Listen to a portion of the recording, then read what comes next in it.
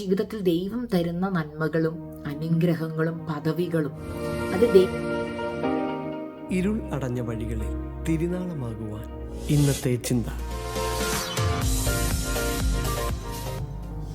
ദൈവത്തിന്റെ അതിപരിശുദ്ധമായ നാമം വാഴ്ത്തപ്പെടുമാറാകട്ടെ. ഇന്നത്തെ ചിന്തയിലേക്ക് ഏവർക്കും സ്വാഗതം. ഇന്ന് നമ്മൾ ചിന്തിക്കുന്ന ദാനിയേൽ പ്രവചനം 4-ാം അധ്യായമാണ്. ഈ 4-ാം അധ്യായത്തിൽ നിന്ന് പരിശുദ്ധാത്മ വ്യക്തമായി നമ്മളോട് ഇടപെടുവാൻ നമുക്ക് സമർപ്പണത്തോടുകൂടെ ദൈവസന്നിധിയിലായിരിക്കാം. ഈ നമ്മളോട് ദൈവാത്മാവ് ഇടപെടുന്ന ഓരോ വചനങ്ങൾക്ക് പിൻപിലും ദൈവം നമ്മളിൽ നിന്ന് ആഗ്രഹിക്കുന്നത് നമ്മുടെ ജീവിതത്തിലെ ചില തിരുത്തലുകളാണ്. ദൈവവചനം വെറുതെ കേട്ട് പോകാനായിട്ടല്ല, പകരം ആ കേട്ട വചനത്തിന്റെ മുമ്പിൽ എൻ്റെ ജീവിതത്തിൽ എന്തെങ്കിലും കുറവുണ്ടോ ദൈവമേ, ആ കുറവുണ്ടെങ്കിൽ ഞാൻ തിരുത്തുവാൻ തയ്യാറാണ് എന്നുള്ളൊരു മനസ്സോടുകൂടെ വേണം ഇന്ന് നിങ്ങൾ ഇന്നത്തെ ചിന്ത കേൾക്കുവാൻ. ഇവിടെ നെബൂഖദ്നേസർ എന്ന് പറയുന്ന രാജാവിന്റെ ജീവിതത്തിൽ വന്നു പോയ ഒരു വലിയ വീഴ്ചയാണ് ഈ 4-ാം അധ്യായം നമ്മളോട് അറിയിക്കുന്നത്. എന്താണ് ആ വീഴ്ച? 4-ാം അധ്യായത്തിന്റെ തുടക്കത്തിൽ നെബൂഖദ്നേസർ രാജാവ് നമ്മുടെ ദൈവത്തെ മഹത്വപ്പെടുത്തിക്കൊണ്ട് ചില കാര്യങ്ങൾ പറയുന്നുണ്ട്. അതൊന്ന് ഞാൻ വായിച്ച് കേൾപ്പിക്കാം നിങ്ങളെ. 4-ന്റെ 1, 2, 3 വാക്യങ്ങൾ. അവിടെ ഇങ്ങനെയാണ് പറയുന്നത്: നെബൂഖദ്നേസർ രാജാവ് സർവ്വഭൂമിയിലും പാർക്കുന്ന സകല വംശങ്ങൾക്കും ജാതികൾക്കും ഭാഷക്കാർക്കും എഴുതുന്നത്, നിങ്ങൾക്ക് ശുഭം വർദ്ധിച്ചു വരട്ടെ. അത്യുന്നതനായ ദൈവം എങ്കിൽ പ്രവർത്തിച്ച അടയാളങ്ങളും അത്ഭുതങ്ങളും പ്രസിദ്ധമാക്കുന്നത് നന്നെന്ന് എനിക്ക് തോന്നിയിരിക്കുന്നു. അവിടുത്തെ അടയാളങ്ങൾ എത്ര വലിയവ, അവന്റെ അത്ഭുതങ്ങൾ എത്ര ശ്രേഷ്ഠമായവ. അവന്റെ രാജ്യത്വം എന്നേക്കുമുള്ള രാജ്യത്വവും അവന്റെ ആധിപത്യം തലമുറ തലമുറയായുള്ളതും ആകുന്നു. നെബൂഖദ്നേസർ എന്ന രാജാവ് ഈ അധ്യായത്തിന്റെ തുടക്കത്തിൽ നമ്മൾ കാണുമ്പോൾ നമ്മൾ ഓർക്കും, എത്ര നല്ല രാജാവാ, അദ്ദേഹം എത്ര താഴ്മയുള്ള മനുഷ്യനാണ്, ദൈവത്തിനാണ് മുഴുമാനവും മഹത്വവും അദ്ദേഹം കൊടുക്കുന്നത് എന്നൊക്കെ നമുക്ക് തോന്നാം. ശരിയാണ്, ഞാനും ആദ്യം വായിച്ചപ്പോൾ അങ്ങനെ തന്നെ എനിക്കും തോന്നി. എത്ര നല്ല മനുഷ്യനാണ് നെബൂഖദ്നേസർ രാജാവ്. അദ്ദേഹം ദൈവത്തിനാണ് മുഴുമാനവും മഹത്വം കൊടുത്തത്. താൻ ഉണ്ടാക്കിയ സാമ്രാജ്യത്തെയും തൻ്റെ ചുറ്റുമുള്ള അനുഗ്രഹങ്ങളും ഒക്കെ കാണുമ്പോൾ താൻ പറയുന്നുണ്ട്, ദൈവം എങ്കിൽ പ്രവർത്തിച്ച അടയാളങ്ങളാണ് അതൊക്കെ, അത്ഭുതങ്ങളാണ്, അതുകൊണ്ട് ദൈവത്തിനാണ് മുഴുമാനവും മഹത്വം താൻ കൊടുത്തത്. എന്നാൽ ഈ പറഞ്ഞ വാക്യങ്ങൾ കഴിയുമ്പോൾ തന്നെ നമ്മൾക്ക് കാണാൻ കഴിയും, പെട്ടെന്ന് തന്നെ നെബൂഖദ്നേസർ രാജാവ് ഒരു സ്വപ്നം കാണുകയാണ്. ആ സ്വപ്നത്തിൽ നമ്മൾ കാണുന്നത് തന്റെ ജീവിതമാണ് കാണുന്നത്. എന്നാൽ നെബൂഖദ്നേസറിന് അത് മനസ്സിലാക്കുവാൻ അപ്പോൾ കഴിഞ്ഞില്ല. താൻ കാണുന്ന ഒരു വലിയ വൃക്ഷം, അത് വളരെ ഫലപുഷ്ടിയുള്ളതായി പച്ച പിടിച്ച് നല്ല രീതിയിൽ നിൽക്കുന്ന ഒരു വൃക്ഷം. എന്നാൽ പെട്ടെന്ന് തന്നെ അതിനെ ഒരു ദൂതൻ ഇറങ്ങി വന്ന് നശിപ്പിച്ച് കളയുന്നതായിട്ട് കാണുവാൻ കഴിഞ്ഞു. നെബൂഖദ്നേസർ അതിന്റെ അർത്ഥം മനസ്സിലാക്കാത്തത് കൊണ്ട് താൻ ദാനിയേൽ പ്രവാചകന്റെ അടുക്കിലേക്ക് ചെല്ലുകയാണ്. ദാനിയേൽ അതിന്റെ അർത്ഥം തനിക്ക് ഗ്രഹിപ്പിച്ചു കൊടുക്കുവാൻ ദൈവാത്മാവ് ഇടയാക്കി.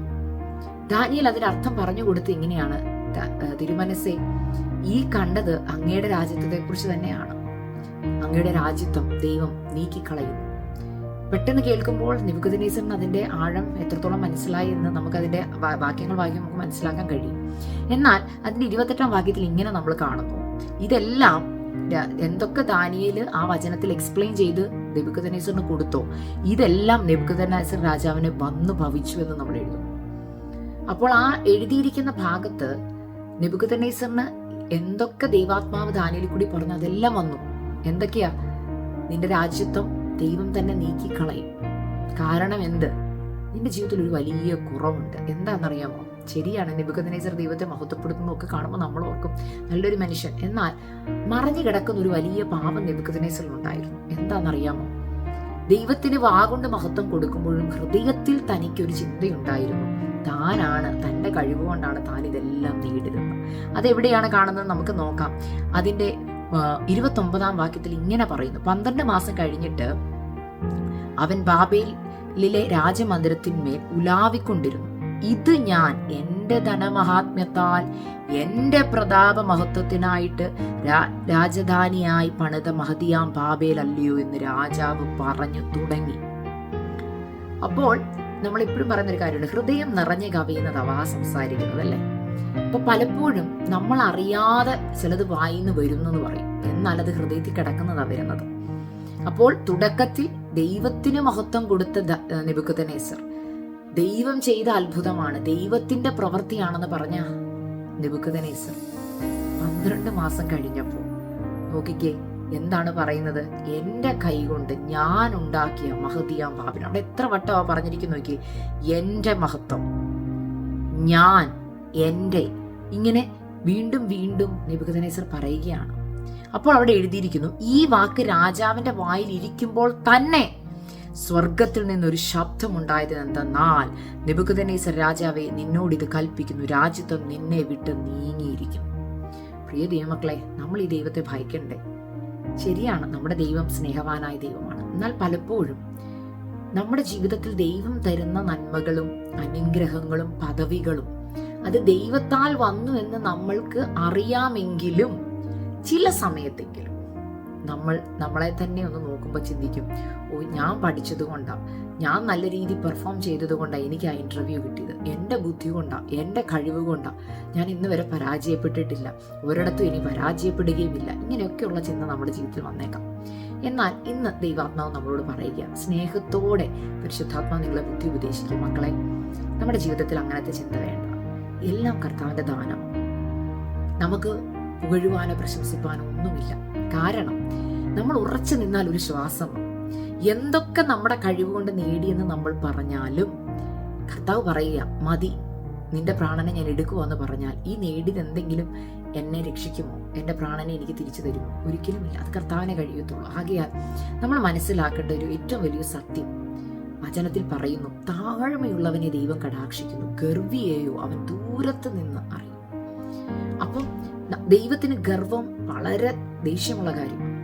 സദൃശവാക്യത്തിൽ ഇങ്ങനൊരു വാക്യമുണ്ട്, ഗർവം ദൈവത്തിന് അറപ്പാണ്, ഗർവമുള്ള കണ്ണ് ദൈവത്തിന് അറപ്പാകുന്നു എന്നാണ്. അപ്പോൾ നമ്മൾക്ക് അറിയാതെ വരാം, നമ്മളെ ചിലപ്പോൾ ചുറ്റും നിന്ന് ആൾക്കാർ പ്രശംസിക്കുമ്പോഴായിരിക്കാം നമുക്കുള്ളിൽ ഒരു ഉന്നതഭാവവും നികളഹൃദയമൊക്കെ വരുന്നത്. അപ്പോൾ നമ്മൾ ചിന്തിക്കും, അയ്യോ, എൻ്റെ കഴിവ് കൊണ്ടാണ്, എൻ്റെ സൗന്ദര്യം കൊണ്ടാണ്, അല്ലെങ്കിൽ എൻ്റെ ബുദ്ധി കൊണ്ടാണ്, എൻ്റെ പണത്തിൻ്റെ ശ്രേഷ്ഠത കൊണ്ടാണ് ഞാനിതൊക്കെ ഉണ്ടാക്കിയത്. എന്നാൽ സംഭവിച്ചത് എന്താ?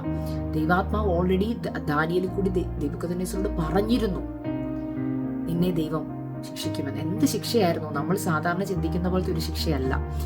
ഇവിടെ പറയുന്നു, തിരുമേനിയെ മനുഷ്യരുടെ ഇടയിൽ നിന്ന് നീക്കി കളയുമെന്ന്. 25-ാം വാക്യത്തിൽ, തിരുമനസ്സിലെ വാസം കാട്ടുമൃഗങ്ങളോടുകൂടെ ആകും, തിരുമേനിയെ കാളയെ പോലെ പുല്ല് തീറ്റിക്കും, തിരുമേനി ആകാശത്തിലെ മഞ്ഞുകൊണ്ട് നനയും, മനുഷ്യരുടെ രാജ്യത്വത്തിന്മേൽ അത്യുന്നതനായവൻ വാഴുകയും അതിനെ തനിക്ക് ബോധിച്ചവന് കൊടുക്കുകയും ചെയ്യുന്നുവെന്ന് തിരുമനസ്സുകൊണ്ട് അറിയുന്നതുവരെ 7 കാലം കഴിയും. ഒന്നോർത്തെ, ഈ വചനം വായിക്കുമ്പോൾ നിങ്ങൾ മനസ്സിലാക്കണം, സാധാ ഒരു വാണിംഗ് അല്ല പറയുന്നത്, ക്ലിയർ ആയിട്ട് പറയുന്നുണ്ട്, രാജാവേ, അങ്ങയുടെ ഉള്ളിൽ ഉന്നതഭാവം വരാൻ സാധ്യതയുണ്ട്.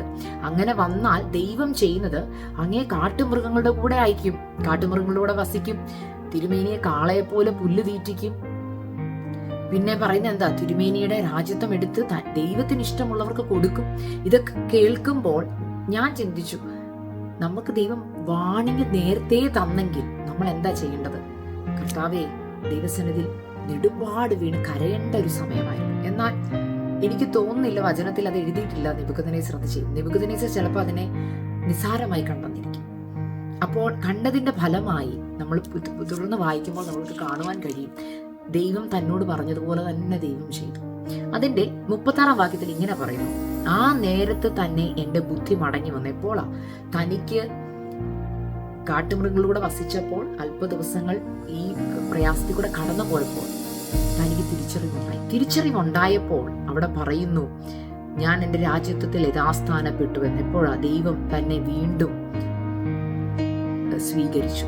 അതിന് 37 ഇങ്ങനെ പറഞ്ഞു, ഇപ്പോൾ നെബൂഖദ്നേസർ എന്ന ഞാൻ സ്വർഗസ്ഥനായ രാജാവിനെ സ്തുതിച്ച് പുകഴ്ത്തി ബഹുമാനിക്കുന്നു. എപ്പോൾ? താൻ ഈ കഷ്ടതയെ കൂടെ പോയപ്പോൾ. അപ്പോൾ ചില കഷ്ടതകൾ നമ്മുടെ ജീവിതത്തിൽ വരുമ്പോൾ നമ്മളൊന്ന് തിരിഞ്ഞു നോക്കണം, ഇതെന്റെ കുറവ് കൊണ്ട് വന്നാണോ? ഞാൻ എവിടെയെങ്കിലും ദൈവത്തിന് കൊടുക്കേണ്ട മഹത്വം എടുത്തിട്ടുണ്ടോ? ദൈവത്തിന് കൊടുക്കേണ്ട മഹത്വം നമ്മൾ ദൈവത്തിന് തന്നെ കൊടുക്കണം കേട്ടോ. നമ്മൾ നിൽക്കുന്നത് കൃപയാല. നിൽക്കുന്നു എന്ന് തോന്നുന്നവൻ വീഴാതിരിപ്പാൻ സൂക്ഷിപ്പിക്കണം. ദൈവവചനത്തിലൊരു വചനമുണ്ട്. ആകിയാൽ ദൈവമക്കളെ, ഈ വചനം ഇന്ന് നിങ്ങളോട് സംസാരിക്കുന്നത്, എവിടെയെങ്കിലും ഉന്നതഭാവം, നികളഹൃദയം എവിടെയെങ്കിലും നമ്മുടെ ജീവിതം വന്നിട്ടുണ്ട്, എപ്പോഴെങ്കിലും എൻ്റെ കൈ, ഞാൻ എന്ന് പറഞ്ഞിട്ടുണ്ടെങ്കിൽ ഇന്ന് ഈ രാവിലെ സമയം നമ്മളെ തന്നെ താഴ്ത്തി ദൈവസന്നിധിയിൽ ഒന്ന് ഏൽപ്പിച്ചപ്പ, എൻ്റെ കഴിവല്ല, ഞാൻ നിന്നതല്ല, അങ്ങ് നിർത്തിയതാണ്, ഈ നന്മകളെല്ലാം അപ്പൻ്റെ ദാനമാണ് എന്ന് പറയാനുള്ള ഒരു നല്ല മനസ്സ് നിങ്ങൾക്കുണ്ടോ? ഉണ്ടെങ്കിൽ ദൈവം പറയുക, അതിൻ്റെ ലാസ്റ്റ് വാക്യത്തിൽ ഇങ്ങനെ പറയുന്നു, ദൈവം അവന് തൻ്റെ സ്ഥാനം തിരിച്ചു കൊടുത്തു. പകരം അവിടെ വാക്യം എഴുതിയിട്ടുണ്ട്, നിഗളിച്ച് നടക്കുന്നവരെ ദൈവം താഴ്ത്തുന്നു. ആകിയാൽ അങ്ങനെ ഒരു താഴ്ച നമ്മുടെ ജീവിതത്തിൽ വരാതിരിക്കാൻ നമ്മുടെ വാക്കുകളെ സൂക്ഷിക്കുക, നമ്മുടെ ഹൃദയത്തിലെ ചിന്തകളെ സൂക്ഷിക്കുക. വാഗുണ്ട് ദൈവത്തിന് മഹത്വം കൊടുക്കുമ്പോഴും ഹൃദയത്തിൽ മറ്റ് നികളങ്ങളൊന്നും ഉണ്ടാവാതെ നമ്മൾ ഹൃദയവും മനസ്സും ആത്മാവും എല്ലാം ദൈവത്തിന് എപ്പോഴും മഹത്വം കൊടുക്കുന്നവരായി തീരുവാൻ ദൈവം നിങ്ങളെ ഇടയാക്കട്ടെ എന്ന് പറഞ്ഞുകൊണ്ട് ഞാൻ എൻ്റെ വാക്കുകൾ നിർത്തുന്നു. ദൈവം നിങ്ങളെ അനുഗ്രഹിക്കട്ടെ.